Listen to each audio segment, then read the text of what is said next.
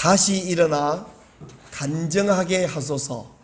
우리의 마음의 간절한 기도 제목이고, 그래서 오늘 말씀의 제목으로 삼았습니다. 지난 주간에 가까이 지내던 목사님 한 분을 천국으로 보내드렸습니다. 주일 오후에 갑자기 임종 소식을 듣고 월요일에 입관 예배를 드리고 화요일에 발인과 하관 예배를 드렸습니다. 건강하고 운동도 참 좋아하던 스포츠맨이었는데 기침감기가 잘 안 낫는다. 그러다가 병원에 가서 폐암 4기 말기라는 판정을 받았어요. 그리고는 석 달 만에 그리워하던 천국에 가셨습니다. 아직 은퇴가 1년 남으신 분인데 하나님께서 그를 얼마나 사랑하시는지 천국으로 은퇴도 하기 전에 데리고 가버리셨습니다. 우리는 언젠가 다 그 천국에 갈 것이고 그 신목사님이 간 그곳에 저도 가기를 기다리고 있습니다만은 남들보다 조금 빨리 천국 가셨고 또 석 달 만에 갑작스럽게 가셨기 때문에 가족들이 슬픔을 아주 추스리지 못하고 동역자들도 좀 당황해하고 있습니다.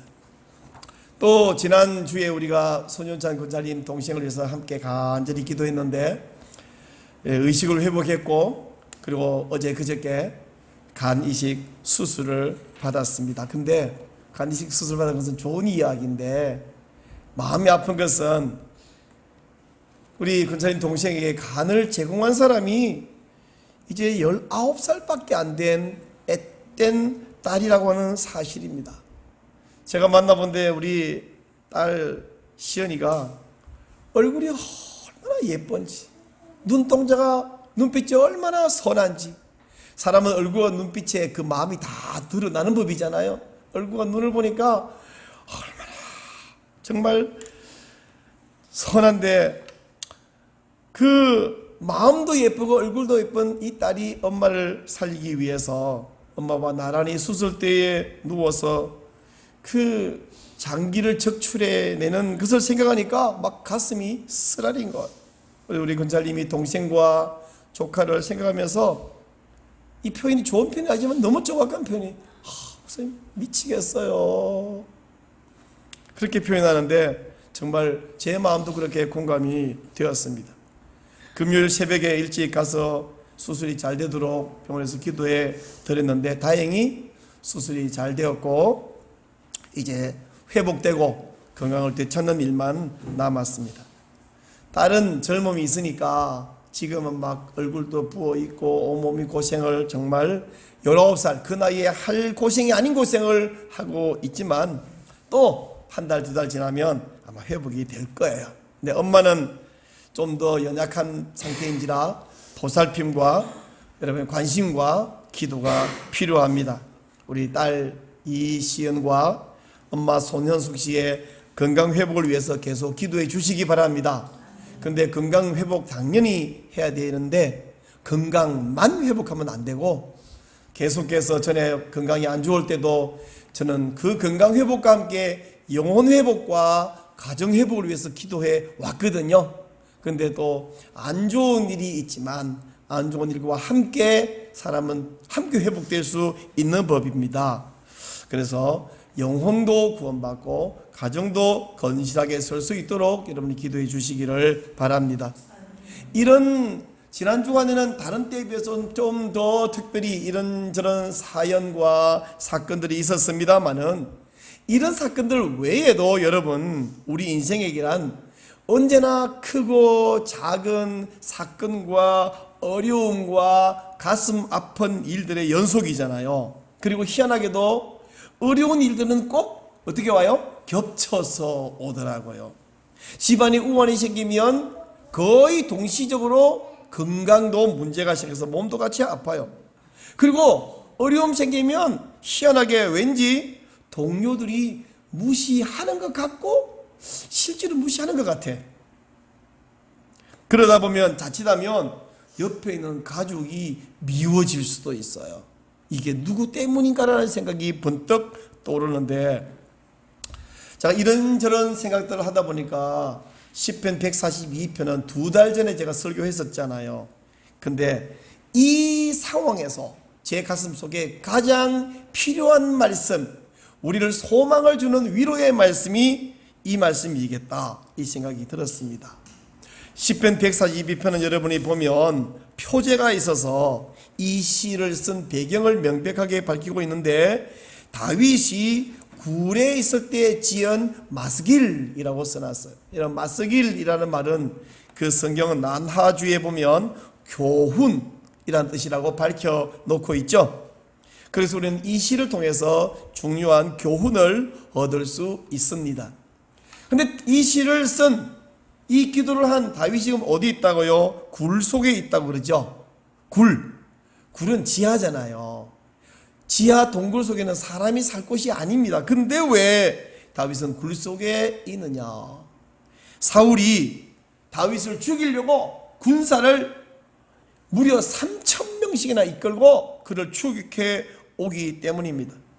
아무 죄 없는 다윗, 한 것이라고는 골리앗 죽이고, 그 이후에 전쟁터에서 장수로서 용사로서 열심히 적군 물리치고 나라를 구한 것밖에 없는 다윗, 지금은 방어할 능력이 전혀 없는 다윗, 이런 다윗을 죽이겠다고 사울이 군사를 이끌고 시시때때로 추격해오는 거예요. 지금 다윗의 목숨은 경각에 달려 있습니다. 오늘 잡혀 죽을지 내일 잡혀 죽을지 알 수가 없는 겁니다. 이 시에서 다윗은 자신의 그 곤란함과 마음 아픔과 힘듦과 그 모든 원통함을 이렇게 표현합니다. 첫째, 3절을 보니까 원수들이 다윗이 가는 길에 올무를 숨겼다, 이렇게 말해요. 여러분, 올무 아십니까? 덫. 짐승들, 야생동물을 잡으려고, 사냥하려고 덫을 놔가지고 사냥감이 덫이 있는 걸 모르고 가다가 목이나 발목에 확 걸리면 꼼짝을 못하고 걸리는 것이죠. 다윗이 무슨 사냥감도 아닌데 원수들은 올무를 놓았습니다. 또 4절 보니까 다윗은 자기 주위에 자기를 아는 사람이 아무도 없다. 여러분, 사람이 어려움을 당하면요, 주변에 알던 사람들이 다 어떻게 해요? 모른 척 합니다. 아는 척 했다가 다윗과 함께 같은 처지로 어려움을 겪을까봐 다 모르는 척 해요. 또 6절 보니까 다윗은 자기는 지금 가장 낮아지고 원수들은 모두 다 강하다고 이야기를 하고 있습니다. 악한 사울이 득세하니까 기회주의자들은 다 어떻게 해요? 사울에 빌붙어서 사울 편을 듭니다. 그리고는요, 다윗이 지금 목숨을 부지하려고 그 광야의 동굴 속에, 숲풀 속에 숨어 있는데 가만히 있으면 될 건데, 그걸 신고해서 고발해갖고 사울에게 무슨 상이라도 하나 받아볼까 하고, 인간들 못났지 않습니까? 그래서 이렇게 굴 속에 지금 몇몇 동료와 함께 목숨 부지하려고 숨어 있는 다윗은 자기 자신을 생각할 때 자기 영혼이 지하 감옥에 있는 것 같아요. 그래서 7절 보니까 내 영혼을 옥에서 이끌어 내소서, 내가 주의 이름을 감사하게 하소서, 이렇게 고백하고 있습니다. 이 다윗은 시에서, 시니까 기도니까 참 아름답게 묘사해 놨습니다만은 그가 당한 고통 하나하나를 생각해 보면 우리 여러 사람들이 당하는 고통을 다 모아놓은 것 같아요. 이 다윗 외에도 성경을 읽다 보면 욥이나 요셉이나 예레미야나 등등 여러 선지자들이 힘든 것, 고통, 죽을 고비 생각해 보면 저는 그 앞에서 우리의 고통과 힘든 것을 이야기하는 것은 마치 여주 열매 앞에서 여드름 걱정하는 것 같다, 이 생각이 들어요. 여러분, 여주 아세요? 이 열매 한번 보세요. 이 앞에 서서 야, 나 여드름이 많아 고민이야, 이렇게 말하면 참 웃기겠지 않습니까? 근데 그렇게 많은 고난을 당했던 이 다윗을 우리가 주목하는 이유는, 그랬던 다윗이 결국에는 왕으로 우뚝 섰는데 모든 사람이 가장 존경받는 그런 왕으로 우뚝 섰기 때문입니다. 다윗을 향한 이스라엘 백성들, 유대인들의 존경심, 귀 여기는 마음을 굳이 표현해 보려고 그러면 우리나라 사람하고 비교하면 광개토 대왕과 세종대왕과 이수신 장군과 또 누가 있나요? 뭐 유관순도 합칠까요? 그러다가 김구까지 하나 더 합쳐볼까요? 또 뭐 있나요? 하여튼 그 정도를 다 합친 만큼의 존경심, 귀 여기는 마음을 가지고 있습니다. 그러므로 여러분, 다윗이 고난을 극복했던 그 비결을 배워서 여러분 한 사람 한 사람이 고난을 극복한 간정자로 우뚝 서시기를 주의 이름으로 축원합니다. 다윗을 회복시켜 주셨던 그 하나님께서 여러분 모두의 고개를 들게 하실 줄로 믿으시기 바랍니다. 그러면 다윗은 그 고난의 시기에 어떻게 했을까요? 어떻게 그 문제를 해결했을까요? 오늘 이 시 안에 다윗의 해결책도 같이 나와 있는데, 자 다시 한번 봅시다. 1절 다윗은 뭐라 그러냐면, 내가 소리내어 여호와께 부르짖었다. 소리내어 여호와께 간구하는도다 라고 말하고 있는데, 여기 간구한다는 말은요, 히브리 원문으로 보면 지속적으로 기도한다, 계속 기도한다, 그런 뜻입니다.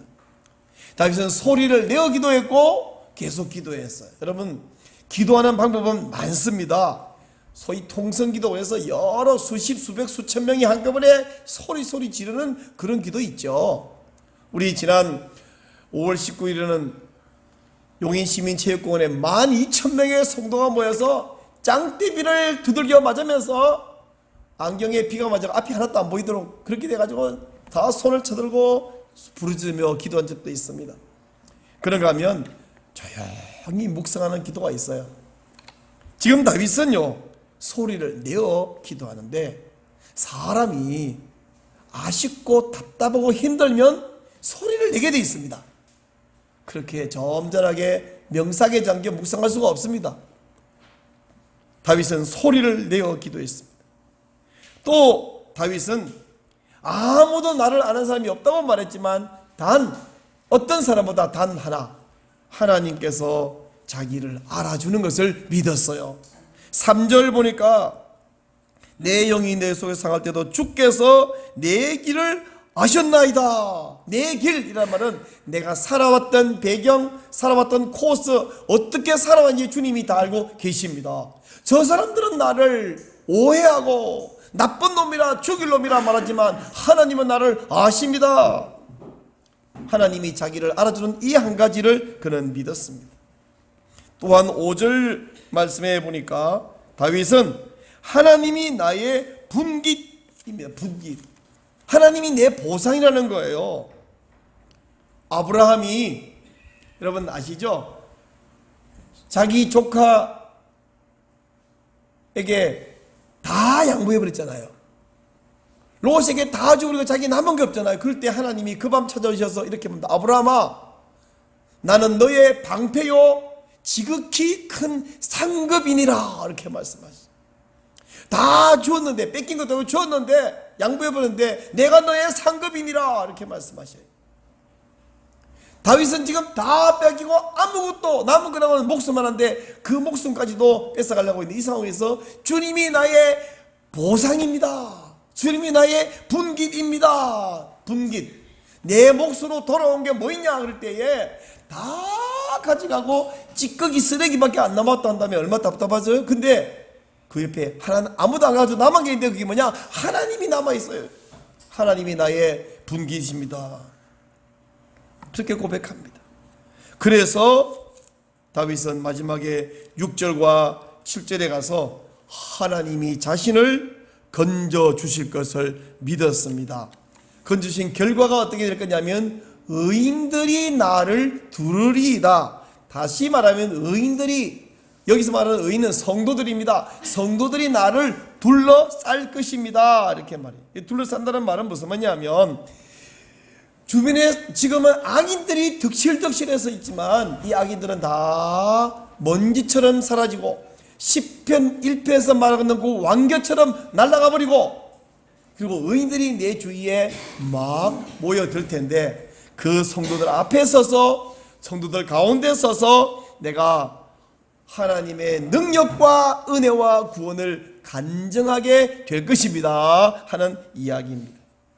물론 지금 기도하고 있는 다윗, 굴 속에 있는 그에게는 환경과 처지의 변화가 없어요. 이 기도를 1절부터 6절까지 해오면서 아직도 같은 상황입니다만은 믿음의 눈으로 그는 바라보면서 지금은 변화가 없지만 그의 미래가 찬란히 빛날 것을 내다보면서 이 기도했는데, 이 기도대로 다윗의 기도는 100% 1000% 이루어졌음을 믿으시기 바랍니다. 아멘. 자동차를 타고 가면 아는 길은 그냥 가지만 모르는 길은 반드시 내비게이션 켜고 가잖아요. 한 번도 안 가본 곳입니다. 내비게이션 켜고 가면 안 가본 곳인데도 가는 코스를 알고 몇 킬로 남았는지 도착할 수 있는지 다 알 수 있는데, 그 왜 아냐 하면 먼저 가본 사람이 디지털 카메라를 켜고 그 길을 다 촬영하면서 지나가고 디지털 지도를 만들어 놨기 때문에 이 내비게이션을 따라가면 우리는 편하게 갈 수 있는데, 다윗이 먼저 그 길을 가봤어요. 그리고 다윗이 갔던 그 길을 내비게이션 지도로 만들어서 우리에게 준 것이 바로 성경 하나님의 말씀입니다. 그래서 여러분, 깜깜한 밤길을 초행길을 가면 얼마나 고생합니까마는 우리가 어쩌면 인생길은 처음 가는 깜깜한 밤길 같지만 다윗의 생애와 그를 인도하신 하나님을 따라가면 여러분의 헷갈리는 인생이 형통하게 될 줄로 믿습니다. 그리고 언젠가 천국 문 앞에 서서 저는 이렇게 고백할 거예요.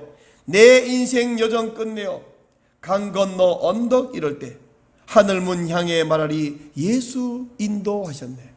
매일 발걸음마다 예수 인도하셨네. 나의 무거운 죄짐 모두 벗어버리고 그때 내가 고백할 말은 예수님 내 인생 인도하셨습니다. 반주는 냅두고 잘 못 부르지만 우리 함께 불러봅시다. 내 인생 여정 끝내어 강 건너 언덕 이를 때 하늘 먼 향해 말하리 예수 인도하셨네. 매일 발걸음마다 예수 인도하셨네. 나의 무거운 죄짐을 모두 벗고 하는 말 예수 인도하셨네. 저는 기도하다가 말고 종종 이런 찬송을 고백으로 기도로 2번도 부르고 5번도 부르고 기분 좋으면 10번도 부르고 기도하다 말고 이렇게 혼자 너무 취해가지고 은혜에 취해가 찬송 부를 때가 많이 있습니다. 절망적이던 다윗의 인생이 성공적으로 끝난 것은 다윗이 뭐 똑똑한 사람이기도 하지만 그가 머리가 좋아서가 아니라, 다윗이 골리앗을 무찌른 사람이지만 그가 능력이 많아서가 아니라 다윗과 함께 하셨던 하나님 때문인 줄로 믿습니다. 다윗이 바라본 하나님, 다윗을 어두운 지하 동굴에서 이끌어내신 하나님, 그의 머리를 들게 하시고 모든 사람 앞에서 살아계신 하나님의 은혜를 간증하게 하신 그 하나님이 바로 저의 하나님이고 여러분의 하나님이십니다. 성가 합창곡 가운데, 성가대가 종종 부르는 노래 가운데 이런 노래 있잖아요. 갈멜산에서 쌓은 번제물을 불러서 나 태워버린 여호와여, 엘리야의 하나님은 나의 하나님. 그렇게 이렇게 시작한 그 합창곡에 그 마지막 부분이 이러더라고요. 엘리야의 하나님, 엘리야의 하나님, 나의 하나님. 제가 지난 한 주간에 아까 말한 그 복잡한 일들, 착잡한 일들을 겪으면서 이 시편을 계속 묵상하는데, 지금 제가 부른 제가 합창을 이렇게 잘해낼 수는 없지만 특별히 이 노래의 그 마지막 부분, 엘리야의 하나님, 엘리야는 나의 하나님, 이게 제 마음속에, 제 입속에 계속 맴돌았습니다. 엘리야의 하나님, 다윗의 하나님, 요셉의 하나님, 다니엘의 하나님, 그 하나님이 바로 이 노래가 말하듯이 나의 하나님이시기 때문입니다. 그리고 이 하나님 바로 또한 여러분의 하나님이십니다. 사랑하는 여러분, 우리가 지하 동굴같이 답답한 현실에서 다시 일어서는 비결, 그리고 성도들에게 둘러싸여서 나를 구원하신 하나님을 간증하게 되는 비결은 다윗처럼 하나님을 바라보고 믿으며 간절히 기도하고 계속해서 기도하는 것임을 믿으시기 바랍니다. 근데 여러분, 하나님께 그렇게 기도하라고 제가 막 이렇게 말할 필요가 없고, 계속 기도할 수 있게 되는 것은 뭐냐면 하나 알아야 됩니다. 꼭 알아야 됩니다. 하나님은 여러분을 아십니다. 또한 하나님은 여러분을 기다리십니다. 하나님께서는 여러분과 교제하기를 원하셔요. 그래서 여러분이 가까이 나오기를 바라요. 여러분이 하나님, 저 힘들어요, 저 좀 밀어주세요. 하나님이 오냐? 네 문제를 들고 한숨 쉬지 말고 고민하지 말고 내게 나아오느라, 나를 찾아오느라, 이렇게 말씀하세요. 근데 우리가 그렇게 기다리는 하나님이 계시는데 안 나와서, 안 찾아와서 하나님이 얼마나 안타깝고 얼마나 섭섭한지 모릅니다. 근데 솔직히 말합시다. 솔직히 하나님이 기도에 응답한다고 하는데, 여러분 가운데 목사님, 근데요 저 기도해봤거든요, 하나님 응답해 주신 것도 있어요. 근데 진짜 중요한 것에서 응답을 안 해주셔요. 어떤 경우는 응답하는 게 더 많아요. 왜 하나님이 정말 중요한 건 기도를 응답 안 하시죠? 이렇게 저에게 설교 시간만 아니면 묻고 싶은데, 여러분이 지금 예의를 가지고 가만히 계시는 분이 계셔요. 근데 어떻게 잘 아냐고요? 저도 그렇게 묻고 싶어요. 저도 어떤 목사님에게, 목사님 근데요 저 목사라는 계급장 내려놓고 좀 물어봅시다. 하나님이 진짜 중요한 기도, 간절한 기도는 응답을 안 하셔요. 왜 그러죠? 성경을 뒤적뒤적 하니까 답이 있어요, 없어요? 어디 있긴 있는데 잘 안 보여. 그래서 제가 그보다는 어떤 사람이 쓴 글을 하나 가져왔어요. 제목은 하나님께 기도했더니, 이게 제목이에요. 하나님께 기도했더니 그분이 이렇게 말했습니다. 큰 일을 이루기 위해 힘을 주십사. 하나님께 기도했더니 겸손을 배우라고 연약함을 주셨습니다. 많은 일을 해낼 수 있는 건강을 구했더니 보다 가치 있는 일을 하라고 병을 주셨습니다. 행복해지고 싶어서 부유함을 구했더니 지혜로워지라고 가난을 주셨습니다. 세상 사람들의 칭찬을 받고자 성공을 구했더니 뽐내지 말라고 실패를 주셨습니다. 삶을 느낄 수 있는 삶 그 자체를 선물로 주셨습니다. 구한 것 하나도 주시지 않았지만 내 소원 모두 들어주셨습니다. 하나님의 뜻을 따르지 못한 삶이었지만 내 마음속에 진작에 표현 못한 기도는 모두 들어주셨습니다. 나는 가장 많은 축복을 받은 사람입니다. 여러분, 이 사람의 고백과 기도, 여기에 여러분이 동의되는 부분, 안 되는 부분이 있습니다만은 상당히 공감되는 부분이 있지요. 왜 하나님이 기도 응답한다고 해놓고 안 합니까? 여러분, 다윗이라고 자판기에 동전 넣고 버튼 누르니까 커피가 똑 떨어지듯이 그렇게 응답된 건 아닌 거 아시죠? 막 기도했어요. 근데 도대체 이게 언제 끝나는가? 이러다 그냥 죽어버리는 거 아닌가? 그런 세월들이 지났습니다. 레위기 3장에 보면 화목제에 대한 설명이 쭉 나와요. 그리고 또 레위기 7장 15절 가면 감사제에 관한 이야기가 나와요. 근데 이렇게 표현을 했어요. 감사제 이렇게 안 해놓고 감사의 마음으로 화목제를 드리면 이렇게 말했는데, 그건 이제 감사제인데, 감사제하고 화목제가 다 같은데 두 개만 달라요. 첫째는요, 화목제 드리는 똑같은 상황인데 감사제는 추가되는 게 뭐냐면 빵이 40개가 추가가 돼. 10개는 유교병, 엄청나게 큰 빵이고요, 30개는 무교병을 이렇게 10개씩 세 종류, 이 40개가 추가가 돼. 막 그 무교병을 뭐 철판에 구운 거, 우리로 말하면 과자로 구운 거, 전병 구운 거, 막 찐 거, 막 이런 식으로 해가지고 빵이 하여튼 엄청나게 많은데, 두 번째 다른 점은 화목제는 그 고기를 그날 먹고 그 다음날 먹고 이러면 되는데, 감사제는 그날 밤 끝나기 전에 다 먹어야 돼요. 그럼 어떻게 다 먹을 수 있느냐? 그걸 다 먹으려면 더 많은 사람을 불러면, 너 혼자 배 터지게 끝까지 먹어 치우란 말이 아니라 그 많은 음식을 먹기 위해서 더 많은 사람을 불러 모으는데, 왜 그래야 되느냐 하면, 감사제를 드린 이유는 죽을 고비를 이겨냈고 헤쳐냈을 때, 특별히 네 가지 경우에, 옛날에는 왜 병 걸리면 막 고관 대장도 웬만하면 죽었잖아요. 그 옛날에 2000년 전에. 그러니까 죽을 병에서 나았을 때나 감옥에 들어갔다가 나왔어. 여러분 요즘은 감옥에 갔다가 1년 2년 나오는데, 옛날에는 그냥 네 죄는 네가 알렸다고 쳐넣어놓고 죽도록 이런 경우가 많았으니까 정말 감옥 가면 죽는다. 근데 감옥에서 나왔을 때, 또는 바다를 건넜을 때, 바다가 진짜 옛날 바다 너무 무섭잖아요.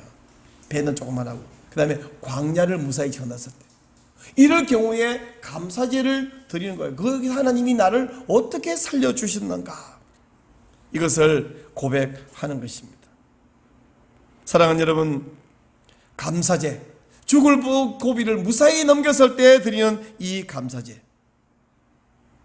하나님 능력과 은혜와 사랑을 간증하라는 이야기인데, 지금 여러분이 힘들어서 고통 중에 있으면서 힘들어 죽겠어요, 너무 힘들어서 미치겠어요, 이렇게 하시는 분들 한 분 한 분에게 머지않아 감사제를 드리는 날이 오기를 간절히 바랍니다. 아멘. 그러기 위해서 나를 아시는 하나님, 나와 함께 계시는 하나님, 그 하나님 믿으면서 이 하나님께 기도하며 이 하나님과 동행하시기를 바랍니다. 아멘.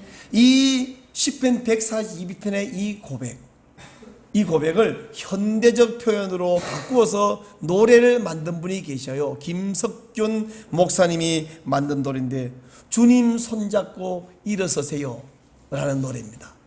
우리 이 찬송을 부르면서 하나님께 믿음을 고백합시다. 찬송하면서 또 우리 준변이